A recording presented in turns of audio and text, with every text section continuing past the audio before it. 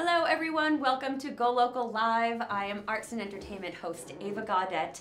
Here we are in the Navigant Credit Union Broadcast Center today on a Tuesday for my hour of arts and entertainment news. We had a pretty intense snowstorm this morning, but it looks like things are pretty cleared up. Everyone should be back up and running. So we're gonna jump right into my first guest. I'm super excited to speak with Jay Burnt. He is lead singer of the band Kilgore, which I know many of us, Rhode Islanders especially, remember Kilgore from the 90s. You guys were killing it back then. Just released your first EP after 20 years. 20 years. We have a lot to talk about. Okay. Let's first jump back in time a little bit and talk about Kilgore kind of in their heyday. So this was like mid-90s. You guys were like really making an impact on the scene and doing some big things nationally. Ozfest, you know, touring on bills with other kind of big name acts. So tell us a little bit about what it was like kind of in the heyday. It was, I don't know, very different. Getting people out to shows, period, was easy. You just kind of, some of the best shows I've ever seen in my life were just word of mouth. You just pop into Club Babyhead and all of a sudden Nirvana was playing. I was like, wow, okay, cool. So yeah, those were the good old days. Yeah, it was kind of like that back then. We really started playing professionally. We formed in '90, but started playing professionally in '93. Put out a couple of pretty successful and popular demos, and we got picked up by a subsidiary of Warner Brothers in '94. Put out our first record in '95 called Blue Collar Solitude, and from there we just were on the road a lot, and it just kind of snowballed from there. How did Warner Brothers get you guys on their radar? Well, back before the internet, the only way you could really get people to hear your stuff was through a publicist. Right. In some ways, either on a small kind of local level or on a larger national level, depending on really how much you wanted to pay. Yeah. We had a publicist in Long Island that would just really get our demo tapes out to, you know, before there were blogs, there was fanzines. Yeah. So getting it out to every fanzine that somebody had, you know, something that they put together at a Kinko's and stapled together. Right. All of those places, in college radio as well, and it got floated to a number of record labels. And right around the fall of '94, we had about 3 record labels that were interested in the band, and we ended up going with a subsidiary of Warner Brothers, just because it felt right, and it just felt right. Yeah. And for a while, it was really popping. Like you guys, like you said, you were touring. Yeah. What kind of made this come to its conclusion, let's say, well, at the time? The core of the band, we, as I mentioned, we'd all formed in 1990. We all went to LaSalle Academy in Providence, and we kind of grew from that music program that they had there, and slowly the core of the band started breaking away, and we lost our chief songwriter who was back in the band, Brian McKenzie. He left the band in '96.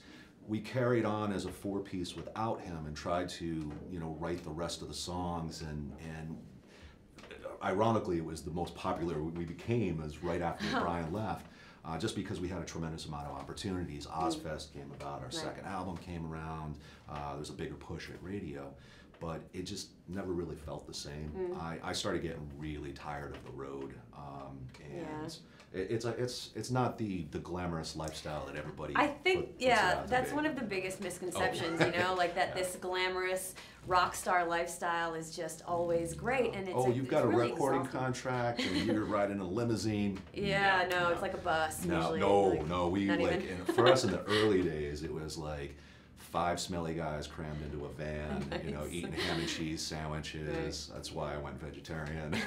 And just, you know, too many bad experiences with that. Just bad. You know, literally begging people to allow us to sleep on their floors. You know, now it's easy. You just get on the internet and you say, "Hey, you're the opening band. Can you let me sleep?" You know, yeah, you got a place for us to work stay. it out. Yeah. Back then, you couldn't do any of that stuff. You were at the mercy of just the kindness of strangers, literally. So. Right. So now we get to this sort of 20-year gap. And in the interim, you know, I think most of the members of the band continued to make music, usually on their own, as did you. Kind of leaning away from the hardcore thing. You do a little bit more roots rock, kind of bluegrassy type of stuff. So talk to us a little bit about your solo music thing. Sure. I, you know, being in a metal band and not writing really metal music, I was never, you know, a proficient guitar player to write metal music, but I always wrote these kind of like Chuck Berry, Johnny Cash kind of songs, you know, kind of simple, but, you know, timeless kind of melody, kind of like, that's what I really gravitated towards. So once I left Kilgore in '99, and as a musician, you just don't, it just doesn't stop, you know, like there's just a piece of you that wants to keep going. So I pretty much stopped playing music for a couple of years, but I got really into country music, like Waylon Jennings, Merle Haggard, Johnny Cash, Hank Williams, about 2003, 2002, 2003. And I did a couple of country bands for a few years, and I had a blast with it. We would pack a lot of the local clubs here in Providence, and people would, you know, would know me from the old days and kind of like scratch their chin. Are you the same guy? Like, from Kilgore? You know, like, yeah, that's me. And it just kind of evolved into a little bit more rock and roll, kind of like Creedence Clearwater meets like Neil Young and Bruce Springsteen kind of a thing now. And I still do that. It's called Jay Burnt and the Orphans. We're going to release a record this year. Nice. We just kind of put it on hold because of the Kilgore record. Actually, my best friend and fellow orphan actually produced the record with me. Oh, cool. Or us. So. Yeah. Oh, really cool. So, was there any bad blood within the band? Yeah. Oh, there was. Okay. Absolutely. I didn't know if it was a sort of mutual, like this is just not the time anymore. No. You know, it just over the years, you know, I've known Bill and Brian, Brian McKenzie, the guitar player, and Bill Sullivan, the drummer.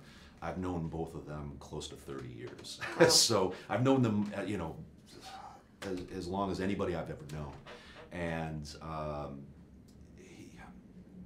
There were times, there was good times, there was bad times. And I would honestly, at this point in our lives, the good times definitely outweigh the bad times. But yeah, there was some bad blood. We ended up doing a reunion in 2007.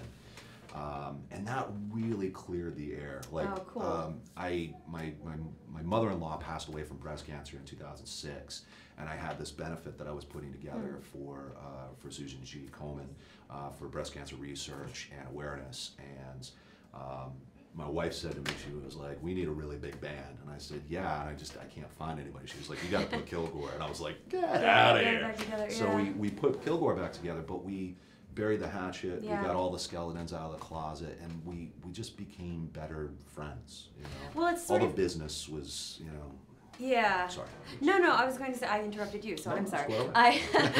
It's interesting when it's a situation like that where it really puts things in perspective. Yeah, you know, absolutely. how short life can be and what things are really important and what things aren't. Yeah. So it seems like you guys were sort of able to come together and get over those things that maybe weren't as important as you thought. Well, that's the thing is that, you know, when your life becomes you started playing music because there was a passion behind it and there was fun behind it, and then it turns into a business. Yeah. And it becomes your entire life, you know, that it is that business, and things just go a little crazy. Yeah. You know, and people change for the wrong reasons, and I changed probably for the wrong reasons. I know some of the other guys in the bands. It just got a little crazy, and now we get along fantastic. You know, it's really great to see. These are some of the oldest friends I have, and we know each other so well. It's really easy to make music with these guys. It's kind of like putting on an old pair of comfortable shoes, and you go, yeah, this is really familiar. Oh, that's awesome. Well, we're definitely going to talk more about that. Yeah. But it's sort of interesting that you buried the hatchet with the guys in the band still 10 years ago. Yeah. So it took a while for this to reunion to really come back. So what was the one thing that was like, who picked up the phone or made the text that said, let's do this again? Yeah, that was you. Yeah. And I was the last guy that wanted to do it. I'm just not really a nostalgic kind of guy. Yeah. Like I see the old TVs and I go, oh, that's cool and whatnot. But it's not like I want to go back and live in that time Right. again. So I always kind of felt like, all right, I've moved on to newer music that I'm doing. Yeah. So why do I really want to go back and do something that I've already done? But in a lot of ways, I felt it was because of two things. We left on bad terms, and there was unfinished business. Like it ended wrong. Yeah. So I'm glad we were able to get back together 10 years ago and kind of bury the hatchet. And now we're making, I think, some of the best music we've ever made. So Yeah. So this new EP, Someday This War Is Going to End. Here it is, right here, actually.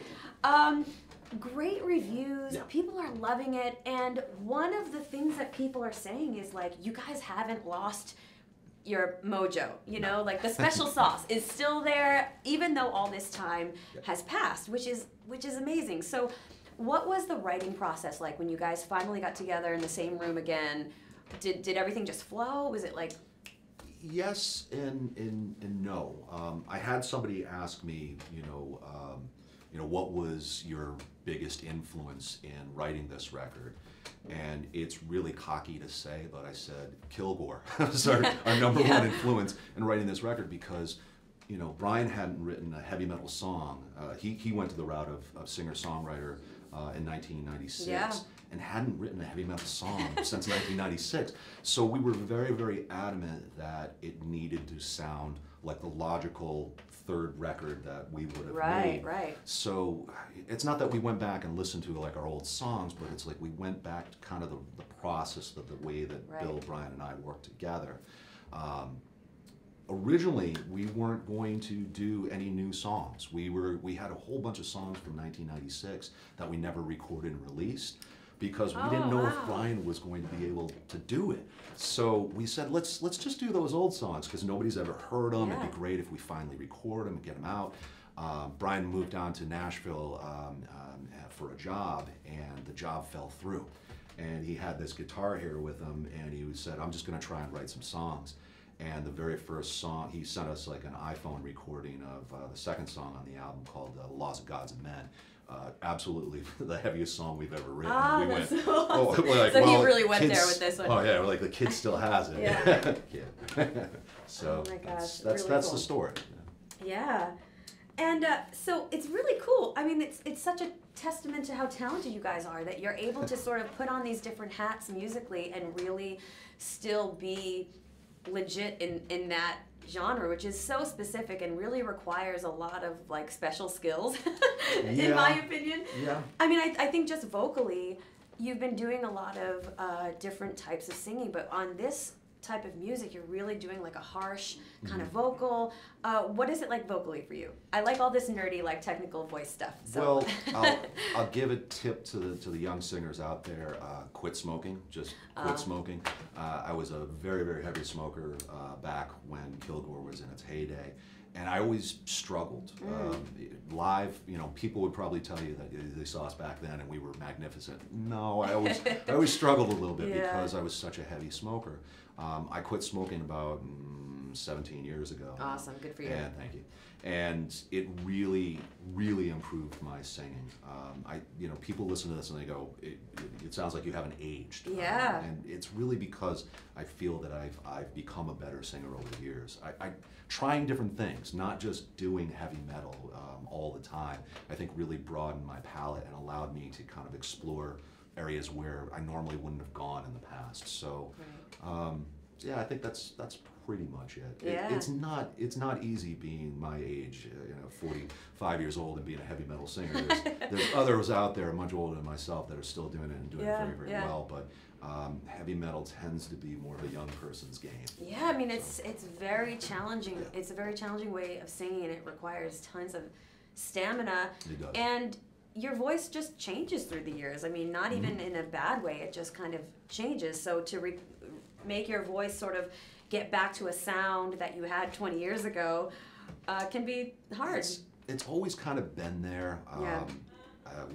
One of the country bands that I did was this band called Brimstone Assembly, which featured Morgan Eve Swain from Brownbird. She's now in a band called Huntress and the Holder of Hands. And her mother called the Brimstone Assembly the Iron Maiden of country music. Because, yeah, it was, fiddle and upright bass and pedal steel guitar, but I always had this aggressiveness to my voice. I tend to be kind of a Glenn Danzig, Elvis Presley kind of shouter, rather than just croon all the time. It goes from croon to shout. So I've never really stopped singing aggressively. It's just the different type of music that I was doing, maybe a little bit different. Right. Well, you guys did an EP release show here in Rhode Island recently. Was this the first time you guys played out as a band, other than that show 10 years ago, or have you played out before? We did the reason we got back together in the first place was local legendary producer, a guy by the name of Joe Moody. He recorded a tremendous amount of metal bands, all kinds of rock and roll bands, you name it. He did a lot of different bands here in Rhode Island. He passed away in the beginning of 2016, and a number of 90s popular heavy metal bands decided to get together and do a tribute show for him in 2016, and they asked us to be a part of it, and we knew, me Bill, and Brian, that we could do it together. Our original bass player, unfortunately, doesn't really play bass all that much anymore. Doesn't really play music. So our last bass player from 1998 is a gentleman by the name of Marty O'Brien, and he has been touring ever since Kill Course stopped. Oh, wow. And he is right now the touring bass player for Lita Ford. So oh, wow. Yeah, so it was, hey, do you want to do this? And maybe do it in between when you're out on the road. We were able to make it all work. We had an amazing time. The band sounded great, and we all kind of just went, you want to do some more of this? And that's so cool. So we've done, so it's been 3 shows since we got back together in 2016. Oh, cool. So fan base, is it a lot of your older fan base? You're seeing some fresh faces out there? Is it a mix of both? Yeah, see all the above. All the above, yeah. Well, with the internet now, it's you're able to capture a different audience. You have kind of the old tried and true that supported us from day one, but then you have their kids that are also like into it, and they're more active on the internet, and you'll get like 15-year-olds or teenagers that coming out of the woodworks just because they heard their dad's favorite band from way back in the day. So we're seeing a mixed mash of fans, which is really cool to see. The last couple of shows that we've played, thankfully, have been all ages shows. So to see out in the audience and see like little 12-year-old kids and 10-year-old kids, wild, right? It's amazing. It's really cool to see. We never saw that back in the day. Yeah. So. Well, it's so amazing. I'm sure everyone is really happy that you guys decided to come back and put out this EP, which is available on your website, kilgoreband.com. We'll also have the information on golocalprov.com. Jay, thank you so much for being here. Yeah, be sure to check out the website for upcoming performances, and Jay, of course, will be releasing some new music, hopefully sometime this year, so definitely stay in the loop with that. We are going to take a very quick pause as we set up for my next guest, so stick around.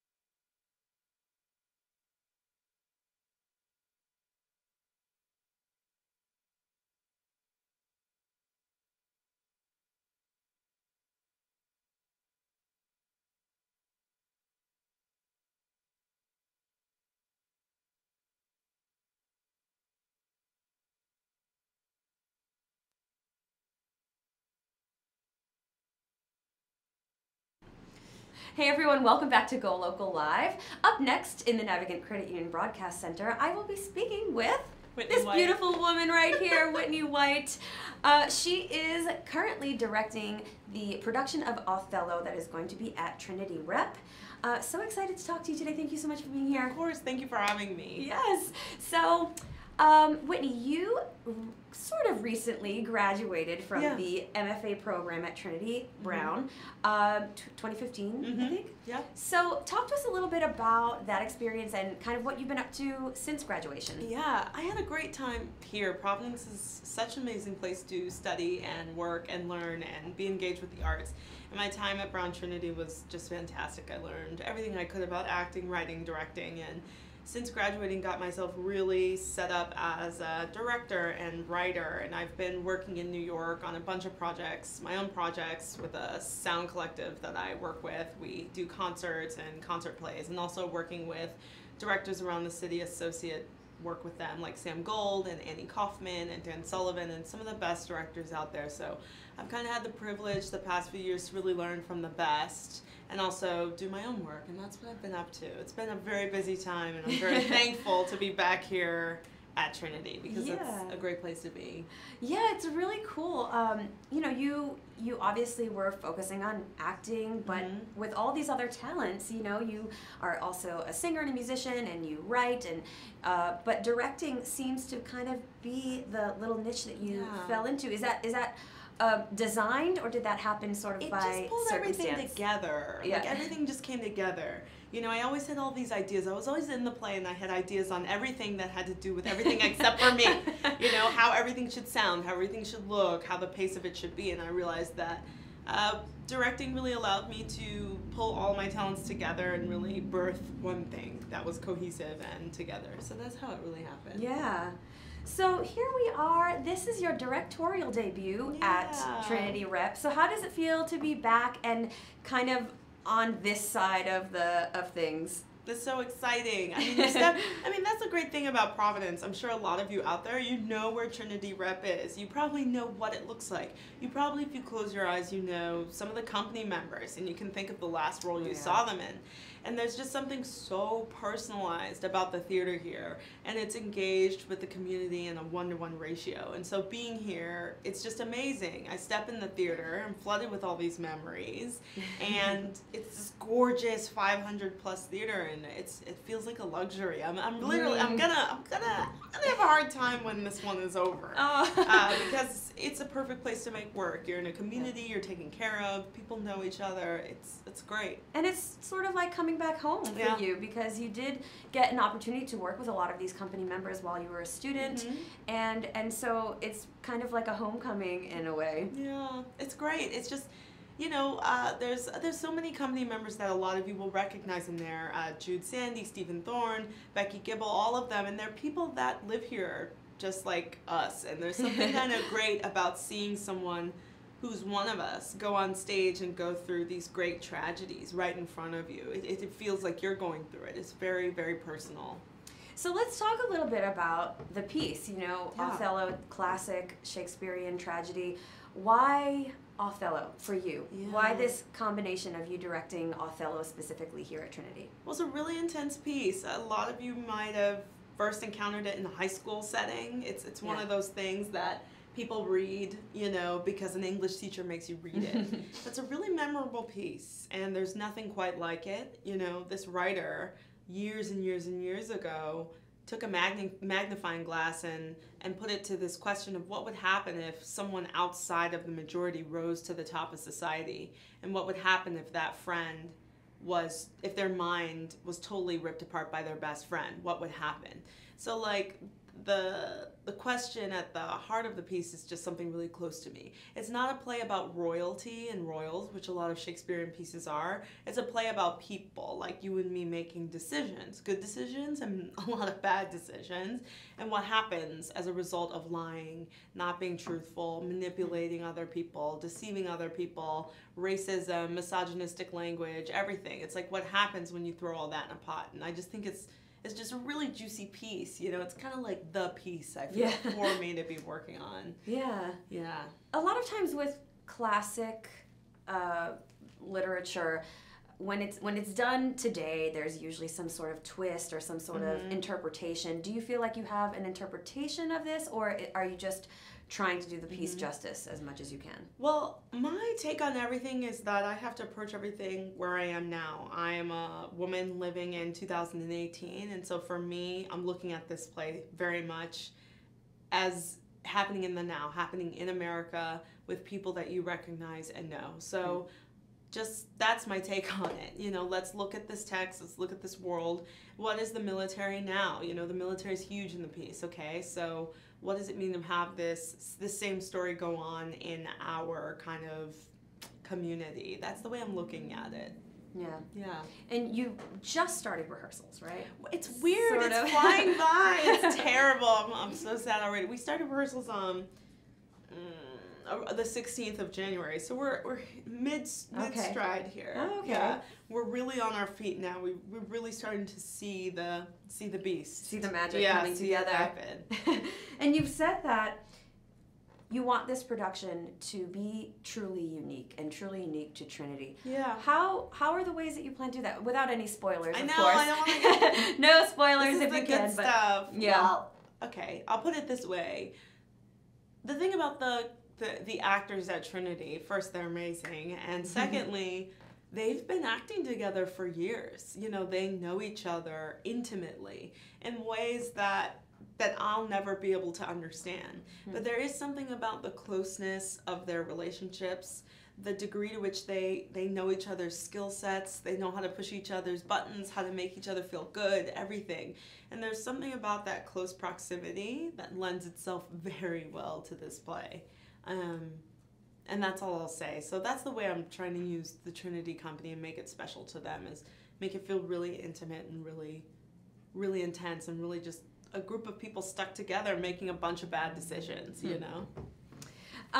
And in the spirit of Trinity Rep, which is always so giving to our community and just the most amazing things they do for our community, they always have, you know, special opportunities for everyone to, you know, enjoy the productions that they put on. They have Pay What You Can night, which I believe for this show is February 15th. Come, it's awesome. It's so great. Yes, there's no excuse really to not go. They really make every opportunity for everyone.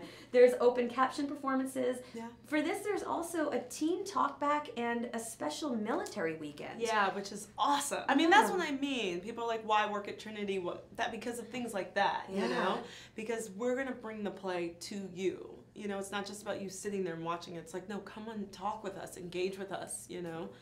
But what's so awesome about that is the play is dealing with some heavy topics, some things that we all need to be thinking about now. And I think they're looking for ways to engage the audience so that people can speak up and feel comfortable and explore the issues at the heart of the play. Right. And also the military evening, it's just so cool to talk to people who actually live in this framework now, you know?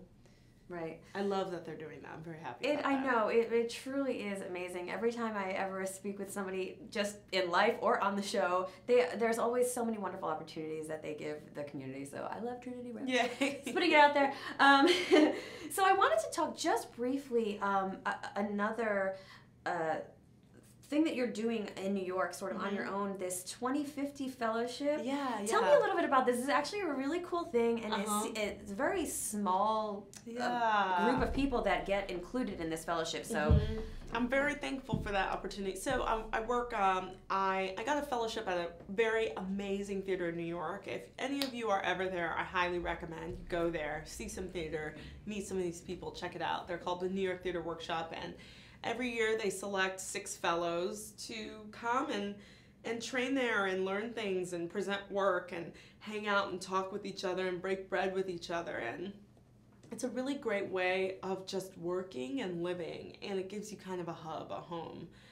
There's a couple other theaters I work with there that are really great too, and I'm very thankful to them all. But it is interesting, this 2050 fellowship, because they really have their eye on diversity, their eye on gender parity and equality, their eye on bold stories that can be told now, that should be told now. And they're just very forward thinking, and some of the best new plays that come out of New York have come out of the workshop, you know? So it's great to be a part of it. Yeah, absolutely. I'll always remember New York Theater Workshop because they were the ones who did Rent. I know. Initially, which before it went to Broadway. don't. Yeah, Yes. I forget that. Amazing company. So that's a really cool opportunity. And the 2050, I kind of read up on it. That's a reference to this thing that in 2050 there will be sort of like no kind of real racial boundaries anymore. There'll be no majority. Right. It'll be very different. So they're like, oh, you know, looking forward into the future, what's the type of theater that we should be making that looks forward to that to that reality? And I love that. It keeps me very full of hope, you know, looking forward in this way. Yeah. Yeah. Well, you're involved in a lot of really cool projects, Whitney. Come see Othello, though. So Othello, they're still rehearsing, but it opens mid-February. When is actual opening night? February 19th. February 19th. Yeah. Pay what you can, of course, February 15th during previews. Yeah. So, you know, make sure that you check it out. Thank you so much, Whitney. It's wonderful. This lady is amazing. I love her. Wonderful to talk to you. So I will be taking a very quick pause to get set up for my next guest. So thank you again, Whitney, and we'll be right back.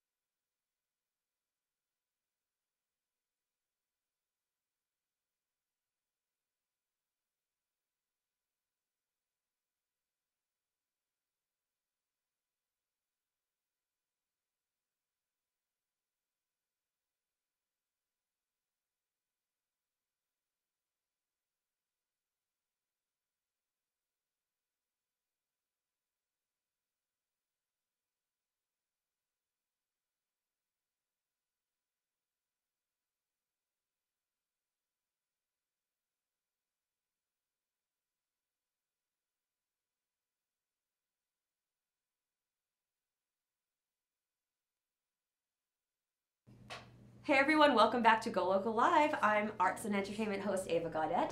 And up next in the Navigant Credit Union Broadcast Center, we'll be talking about the 23rd annual Langston Hughes Community Poetry Reading. And here we have someone on their committee, Yantande, who is back. He has been on the show before. He's program director for Southside Cultural Center of Rhode Island, but also on this committee, so you helped to sort of organize this event. So tell us a little bit about the Langston Hughes Poetry Reading. 23 years of this happening. Tell us a little bit about how it was formed and the yearly event. Okay, so the yearly event was the brainchild of Ann Edmonds Clanton, who was the then director, founder and executive director of the Langston Hughes Center of Arts and Education, which doesn't exist anymore. But she was involved in a Walt Whitman reading.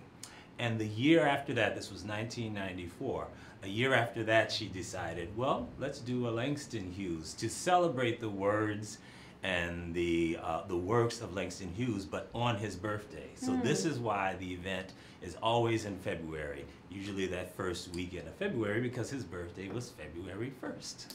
And it is his 116th birthday this February, which is crazy. It is crazy because part of the reason why this is such a great event is just because his poetry remains so relevant. Yes. So talk to us a little bit, in your own opinion, why do you feel like Langston Hughes' poetry is always so relevant to our community?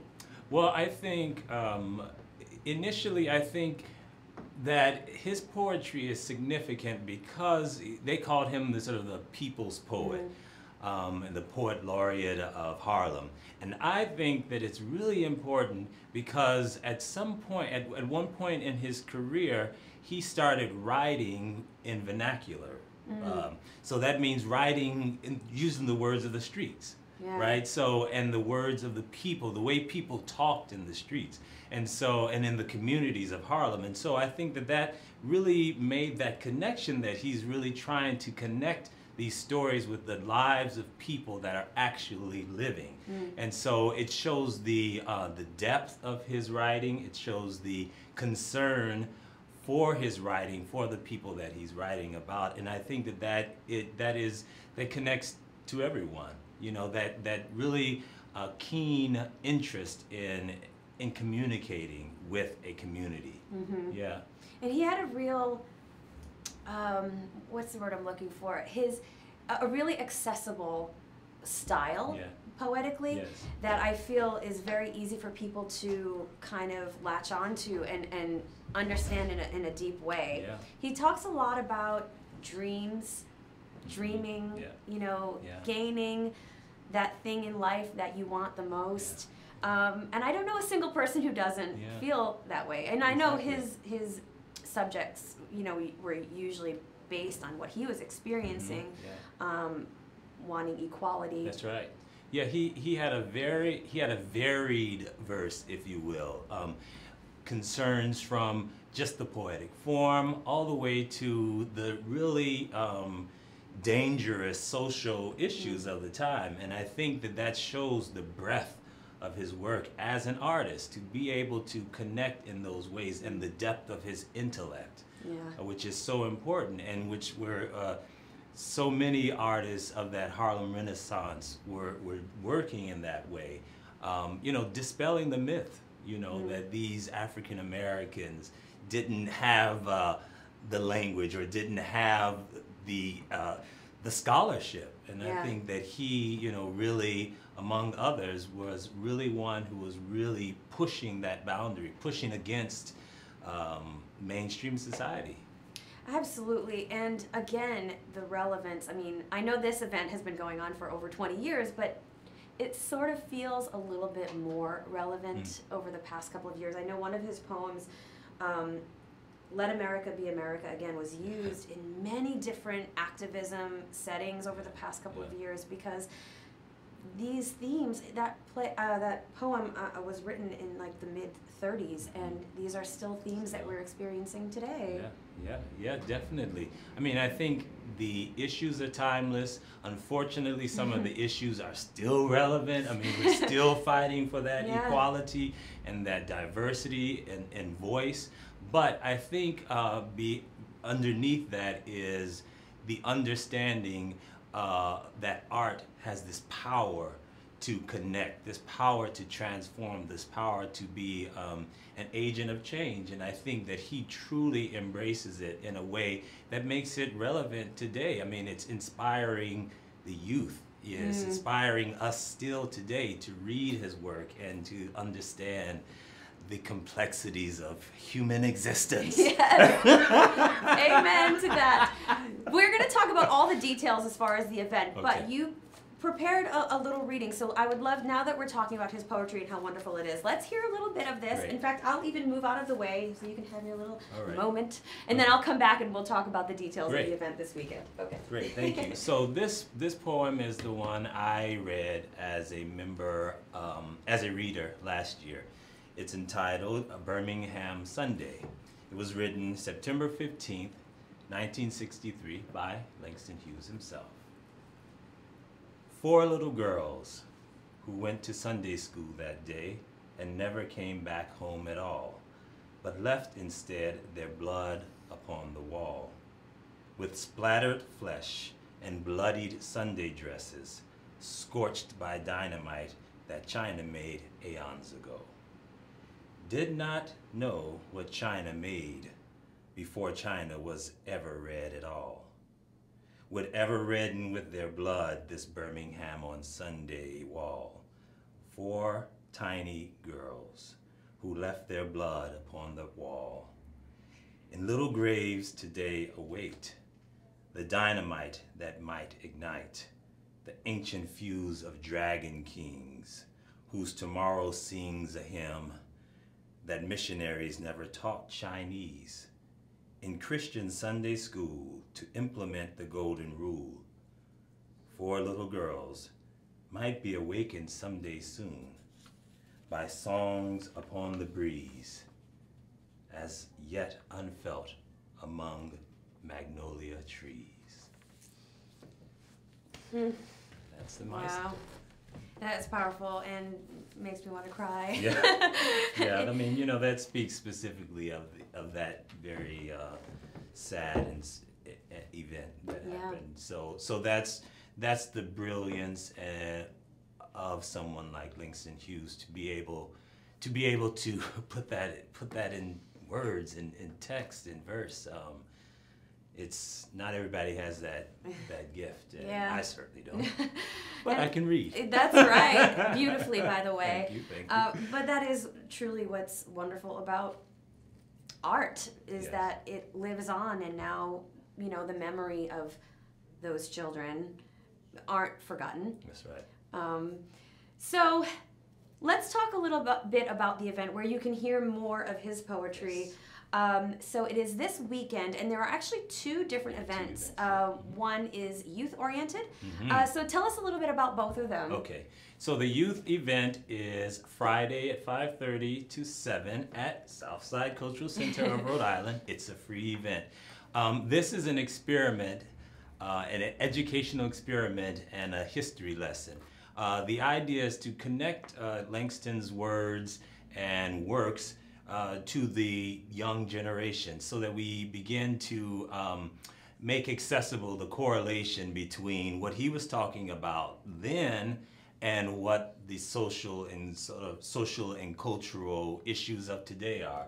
And so it's really an effort by the AS220 youth program, the Knoll, I'm sorry, I'm gonna check my notes on that. For it. The Knoll Leadership Academy and the Roger Williams and Gilbert Stewart middle schools to really partner to bring these words to life. So they'll be reading